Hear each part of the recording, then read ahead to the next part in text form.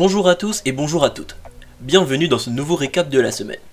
Bien que le jeu de Tom Clancy's The Division a retenu toute votre attention, il y avait pourtant des informations à ne pas rater. Bonnes nouvelles et déceptions sont au rendez-vous. On vous dit tout ça tout de suite. Alors que les observateurs estimaient l'arrivée d'Overwatch vers la fin du mois de juin, nos confrères de chez IGN ont commis une petite erreur en mettant trop tôt la campagne publicitaire du jeu, révélant ainsi sa véritable date de sortie. Par la force des choses ou simple hasard du calendrier, Blizzard annonce le lendemain que son titre déjà très populaire verra le jour le 24 mai. Ceux qui l'ont précommandé pourront participer à l'accès anticipé à partir du 3 et 4 mai, s'en suivra une bêta ouverte qui aura lieu du 5 au 9 mai.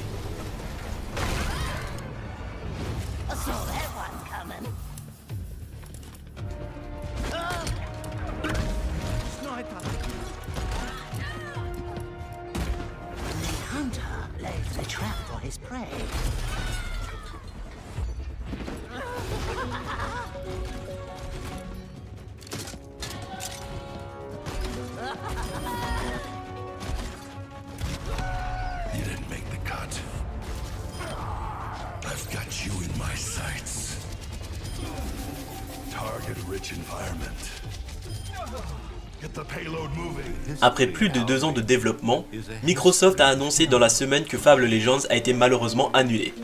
Cette info a touché la communauté des joueurs, puisque cette interruption inattendue pourrait entraîner la fermeture de Lionhead Studio.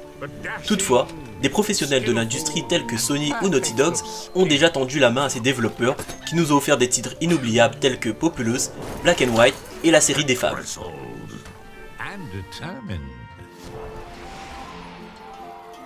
The masters of will and those. Dans 2 mois, le reboot de la série mythique Doom fera son grand retour. Pour vous préparer, une bêta fermée du multijoueur aura lieu en avril. La session débutera chez nous le 1er avril à 4h pour se terminer le 4 avril à 8h. Pour pouvoir y participer, vous devez avoir le code d'invitation présent dans le jeu Wolfenstein The New Order ou avoir précommandé Doom. Bethesda précise que les joueurs auront la possibilité de faire des vidéos et streamer le contenu de cette bêta fermée.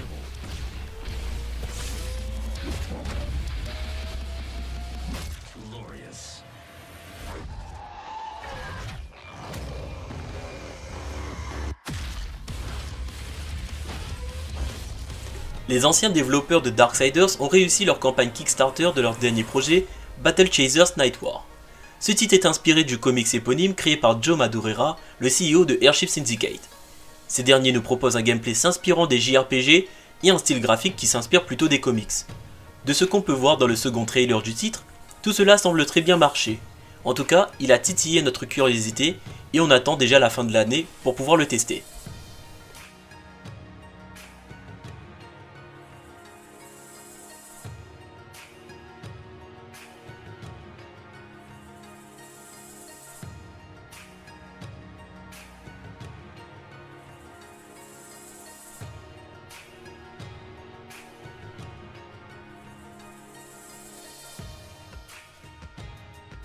Zenimax nous fait savoir que son MMORPG The Elder Scrolls Online est toujours là, puisqu'il vient de délivrer le 3e DLC, la Guilde des voleurs sur PC et Mac. Au menu, les joueurs pourront s'aventurer dans la nouvelle zone, le trépas des cognés, où se trouve la dite guilde. Il sera question d'accomplir des quêtes qui vous enverront dans les 4 coins de Tamriel, et de se lancer dans un défi à 12 joueurs intitulé La gueule de l'orcage. Vous devriez donc avoir de quoi faire pendant un bon moment. En ce qui concerne les joueurs console, il faudra attendre le 23 mars pour la Xbox One et le 24 mars pour la PlayStation 4.